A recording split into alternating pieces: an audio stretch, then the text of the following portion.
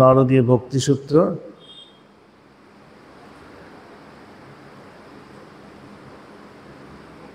ভক্তিসূত্রে প্রণেতা নারদ, তাই নারদ বলছেন যে ভক্তি পথই ভগবান লাভের সহজতম পথ।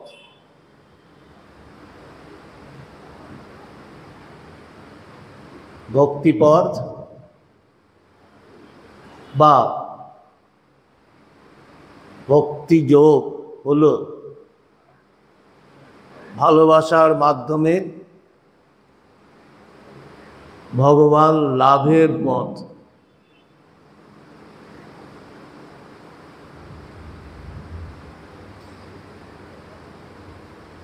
তাই বলা হচ্ছে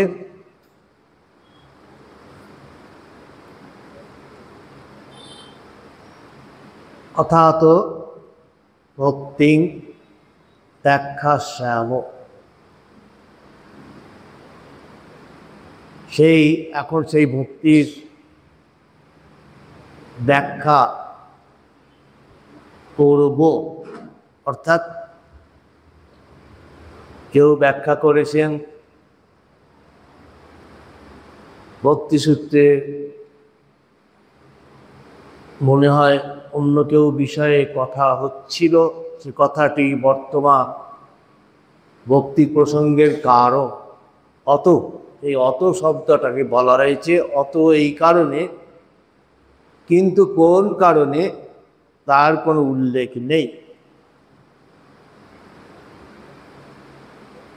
বলা হচ্ছে যে সা তস্মিন পরম প্রেম রূপা। সা তস্মিন, সা মানে সেই ভক্তি, তু প্লাস অস্মিন, অর্থাৎ কিন্তু সেই পরম ঈশ্বর প্রেম, পরম প্রেম রূপা, অর্থাৎ সর্বাধিক প্রেম স্বরূপ, ভালোবাসা স্বরূপ, আনন্দরূপ এবং সেই প্রেমেই সর্বশ্রেষ্ঠ সুখ পাওয়া যায়। সেই জন্য নিজেকে সম্পূর্ণরূপে বিলিয়ে দেওয়াই হলো প্রেমে পূর্ণাহুতি। একমাত্র এই প্রেমেই সম্পূর্ণ শরণাগত হলে পরম সুখ লাভ হয়। তাই ভগবানের সাথে শুদ্ধ প্রেম করতে হলে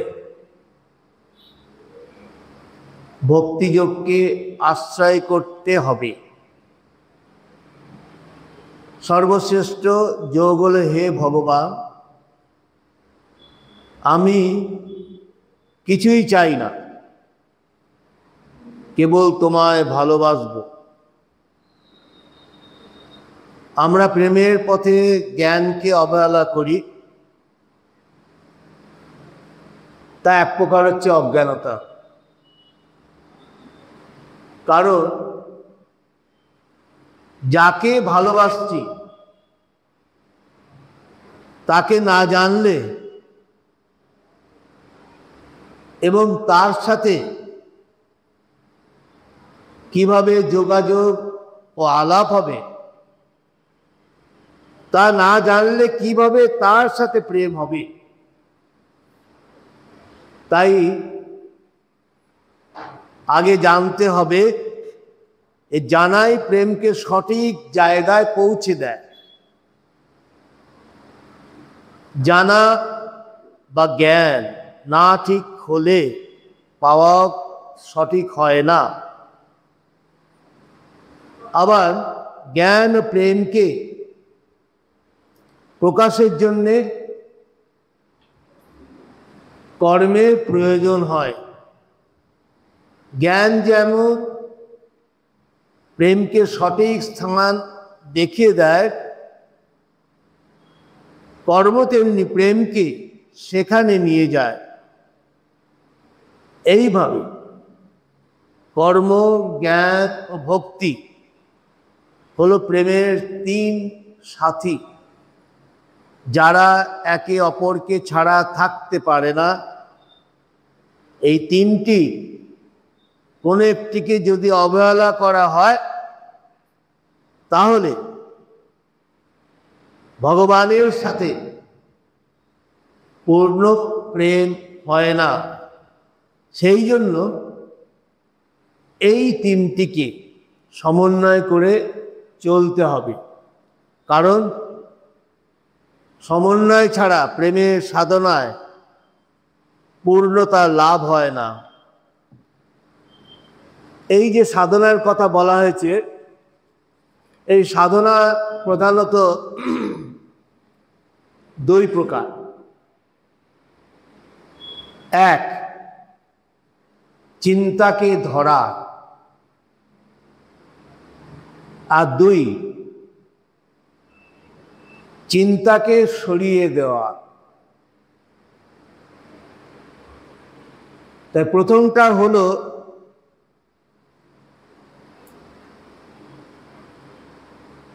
চিন্তাকে ধরা, এই প্রথমটি হলো ভক্তিপথ। আর চিন্তাকে সরিয়ে দেওয়া দ্বিতীয়টা হলো জ্ঞানপথ।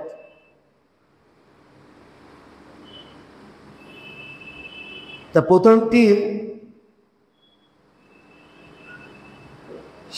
সাকার সাধনা, আর দ্বিতীয়টি হচ্ছে নিরাকার সাধনা।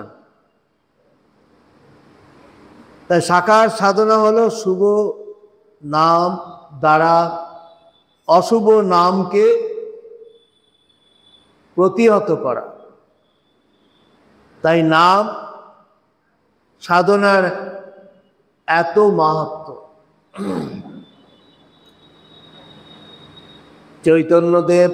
চৈতন্য মহাপ্রভু বলছেন, নামেইব কেবলম, অর্থাৎ কি, এই অখণ্ড নামের মাধ্যমে নামই ভগবানের, নামের বলতে ভগবানের সাথে ভক্তের মিলন। ভগবানের প্রতি ভক্তের ভক্তি দুই প্রকার। আগে কিছু কিছু ভাবে বলা হয়েছিল, কিছুটা এখন একটু করে স্মরণ করে দেওয়া যাক।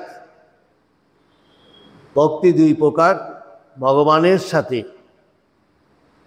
এক হচ্ছে বৈদিক ভক্তি, আর দুই হচ্ছে রাগ ভক্তি। এই যে বৈদিক ভক্তি হলো বাহ্য ভক্তি। এই ভক্তিতে কেবল বাহ্য নিয়ম নিষ্ঠা আচার অনুষ্ঠান পালন হয়, কিন্তু রাগ ভক্তি হলো হচ্ছে প্রকৃত ভক্তি। ইয়া ভগবানের প্রতি ভক্তের প্রগাঢ় ভালোবাসা। এই রাগ ভক্তি ভাগবতে প্রকাশ পেয়েছে। ভাগবত হলো হচ্ছে বেদান্তের সার। কারণ বেদান্তের সর্বশেষ কথা হলো সর্বং খল্লিদং ব্রহ্ম, অর্থাৎ কিনা সব কিছুই হচ্ছে ভগবান।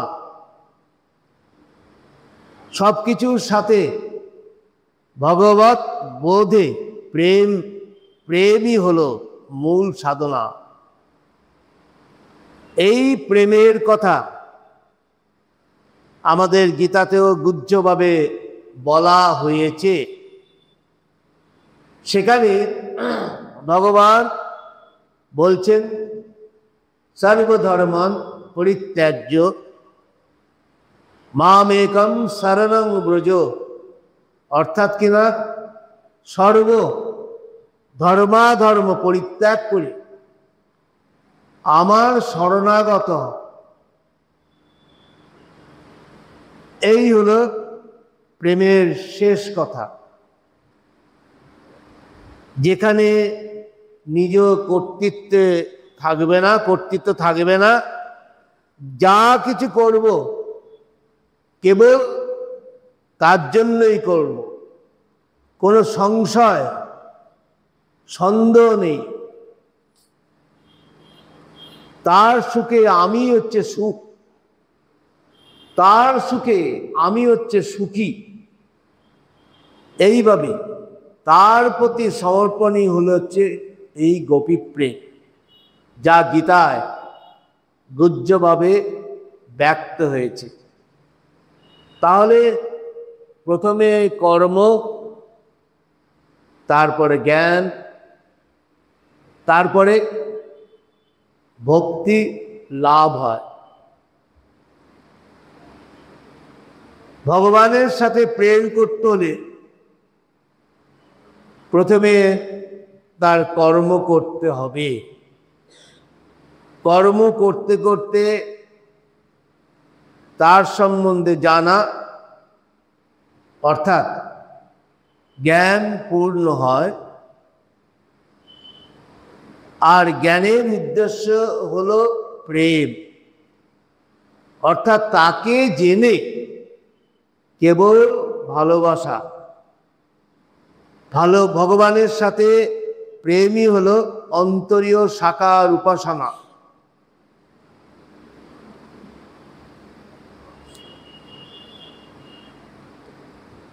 তা নিজ মধ্যে এই চৈতন্য ও আনন্দের যুগল মূর্তি হলো অন্তরীয় এই রাধা কৃষ্ণের রাসবিলাপ, আর ভগবান হলেন সচ্চিদানন্দ। তিনি প্রথমে সতে, অর্থাৎ নিজ অস্তিত্বে মগ্ন ছিলেন। তার ইচ্ছা হলো একটি জাগ্রত আনন্দ নেওয়ার, তাই তিনি দ্বৈত হলেন চৈতন্য ও আনন্দ রূপে। ভগবানের তিনটি শক্তি, চৈতন্য ও আনন্দ হলো পরাশক্তি, সৎ অভিমুখী মানুষ হলো বিদ্যাশক্তি, এবং অসৎ ব্যক্তি হলো অবিদ্যাশক্তি। তাই ভগবানকে পেতে হলে প্রথমে সৎ বা অসুর স্বভাবকে সৎ বা দেব স্বভাবে পরিণত করতে হবে। পরিশেষে দেব স্বভাবে মন সম্পূর্ণ শুদ্ধ হলে তখন চৈতন্য আনন্দের প্রকাশ হয়। এই অবস্থাকেই ভগবান লাভ বলে। ভগবানের সাথে প্রেমই হলো সর্বশ্রেষ্ঠ অবস্থা, মোক্ষ। না হলে এই অবস্থা লাভ হয় না। এই জন্য তাই ধর্ম, অর্থ, কাম, মোক্ষের পরে প্রেমকে পঞ্চম পুরুষার্থ বলা হয়েছে। সেই জন্য মোক্ষ লাভ না হলে প্রেমের অধিকারী হওয়া যায় না। অনন্য ভক্তির চরম অবস্থাই হলো প্রেম।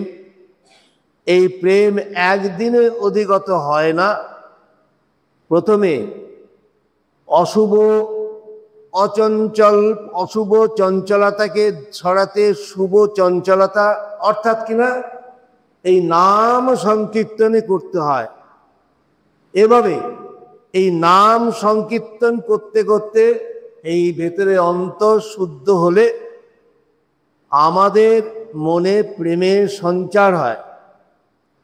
ভগবানের সাথে প্রেমই হলো সুখের চাবিকাঠি। কিন্তু ভগবান বিমুখতাই আমাদের সুখ শান্তি থেকে দূরে রেখেছে। যে ভগবানকে ভালোবাসবে সেই সুখে আনন্দে অতিবাহিত করবে। তাই ভালোবাসার কোনো বিকল্প নেই। তবে মনের একাগ্র অবস্থা ছাড়া ভালোবাসা স্থায়ী হয় না। এই ভালোবাসা বা প্রেমকে মুক্তি হতেও বড় বলা হয়েছে, কারণ অন্তর্মুক্ত বা শুদ্ধ না হলে প্রেম হয় না। মুক্তি হলো আসক্তি ত্যাগ, আর প্রেম হলো অনাসক্তি হয়ে জগৎ ব্যবহার।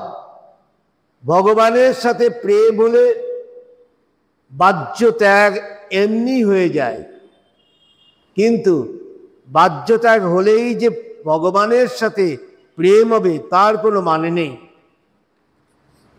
সুতরাং এই ভগবানের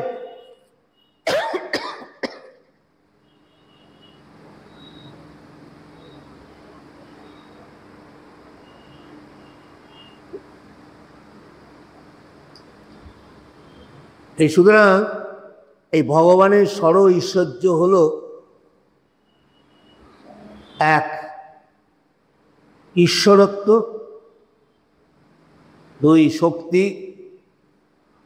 তিন, যশ; চার, শ্রী; পাঁচ, জ্ঞান; আর ছয় হচ্ছে বৈরাগ্য। এই যে প্রেমী ভক্তের মধ্যে এই ছয়টি গুণ প্রকাশ পায়। ভগবানের প্রেমই হলো আসল কথা। তাকে ভালোবাসলে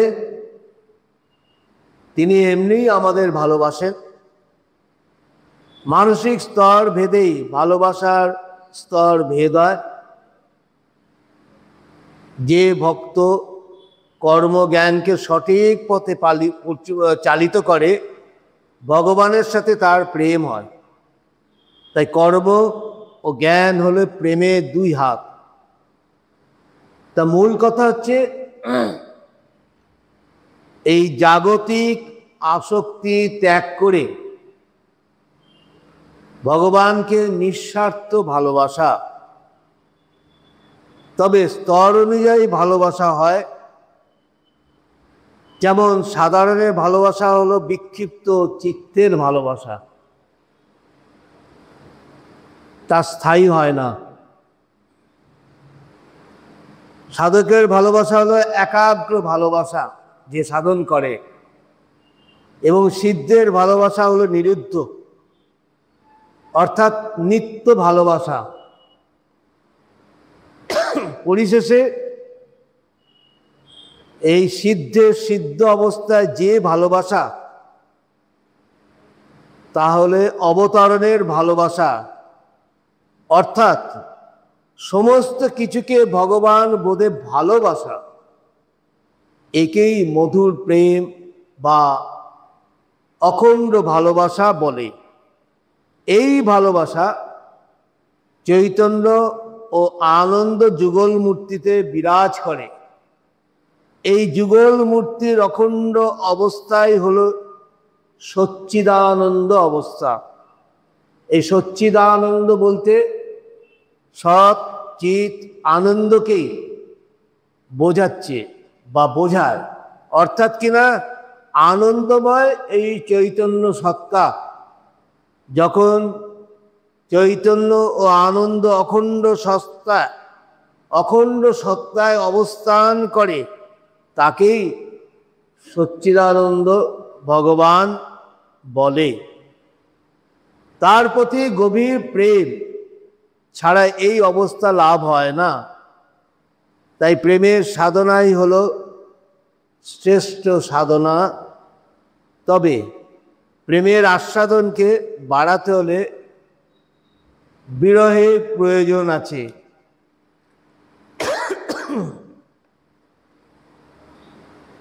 ভগবানের সাথে এই যুক্ত বা মিলিত হওয়ার জন্য যা কিছু করা হবে তাই যোগ। সেই জন্যে আগেও বলা হয়েছিল কর্মযোগ, জ্ঞানযোগ, ভক্তিযোগ, হঠযোগ, রাজযোগ, ক্রিয়াযোগ প্রভৃতি বিভিন্ন সম্প্রদায় চলে, বলে চলবে না। মূল কথা হলো ভগবানকে ভালোবাসা। এই ভালোবাসার প্রধান লক্ষণ হলো ব্যাকুলতা।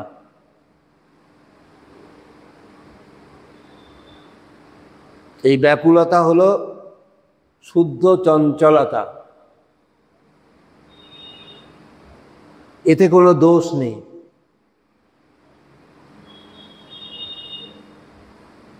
যেমন উদাহরণ দিচ্ছে শিশুর চঞ্চলতা। এই বাড়িকে রক্ষা করতে হলে যেমন শক্ত ভিতের প্রয়োজন, তেমনি এই প্রেমকে, ভালোবাসাকে রক্ষা করতেও সঠিক জ্ঞানের প্রয়োজন। কেউ ভগবানের শক্তি অর্থাৎ ঐশ্বর্য চায়, আবার কেউ তার প্রেম অর্থাৎ এই মাধুর্য চায়। তবে মাধুর্যই হচ্ছে শ্রেষ্ঠ। এই মাধুর্যতা লাভ করার জন্য ভাগবত পাঠ করা হয়। ভাগবতে যে রাধা কৃষ্ণের প্রেমের কথা বলা হয়েছে তা হল মহাকর্ষ প্রেম। ভগবান নিজেকে দ্বৈত রূপে আস্বাদন করার জন্যে এই প্রকৃতি পুরুষ হলেন, তাই হলো তার বাসনা। ভগবানের বাসনা যেমন আনন্দ আস্বাদন, তেমনি জীবেরও বাসনা আনন্দ আস্বাদন। কিন্তু জীব অজ্ঞানত, অনিত্য, পরিবর্তনশীল বস্তু ও ব্যক্তিতে আনন্দে আছে মনে করে দুঃখ পায়। তারা বিশ্বাস করে না আনন্দ বস্তুতে নেই, চৈতন্যে আছে। তাই বিশ্বাসই হলো বিশেষ শ্বাস ও প্রাণায়াম সাধনা। এই প্রাণায়াম সাধনার দ্বারা যেমন শ্বাস স্থির হয়, তেমনি এই বিশ্বাস হলে মনের কুম্ভকও এমনি হয়। সেই জন্য বিশ্বাসই হলো হচ্ছে মূল কথা। এই বিশ্বাস পূর্ণ হলে প্রেমে স্থিতি লাভ হয়। জ্ঞান হলো গুটিয়ে একমুখী হওয়া, আর প্রেম হলো ছড়িয়ে যাওয়া। তাই গীতায় ভগবান শ্রীকৃষ্ণ বলছেন, আমি সকলের অন্তরে আছি। অর্থাৎ সকলে যে আমি করে, ওই আমিটাই হচ্ছে ভগবান। কিন্তু অজ্ঞানতার কারণে আমরা তা বুঝতে পারি না। তাই আমি বা ভগবানকে জানতে হলে আমি সাধনা করতে হয়। আমাদের মধ্যে যখন আমরা আমিকে জানতে পারি, তখন আমাদের মুক্তি হয়। অর্থাৎ এক বা সমবোধে অবস্থান হয়। আমিকে জানা হলো জ্ঞানপথ, এবং আমির সাথে ভালোবাসা হচ্ছে ভক্তি পথ। ভগবান হলেন মঙ্গলময়, তিনি সবসময় মঙ্গল করছেন। God is always good. ভগবান যে মঙ্গলময়, তিনি কোন দিক দিয়ে মঙ্গল করছেন আমরা জানি না। আমরা মনে করছি এইটা হচ্ছে ওইটা হচ্ছে, ভগবান আমাকে গেছে, তা না। তিনি যে কোথাও ওই দুঃখের মধ্যে যে তিনি মঙ্গল করছেন, এটা আমরা বুঝতে পারব। সুতরাং ভগবান যে গড ইজ অলওয়েজ গুড, ভগবান যে মঙ্গলময়, সেইটা সাধনার দ্বারাই বোঝা যায়। সুতরাং তাকে সঠিকভাবে জানতে হলে বিচার ছেড়ে বিলাসে উঠতে হবে। তার সাথে বিলাস হলো হচ্ছে অতীন্দ্রিয় প্রেম। এই বিলাস রাসলীলা গভীরে এই অবস্থায় লাভ হয়। একেই হচ্ছে মহাভাব বলে। বিশাল ব্যাপার।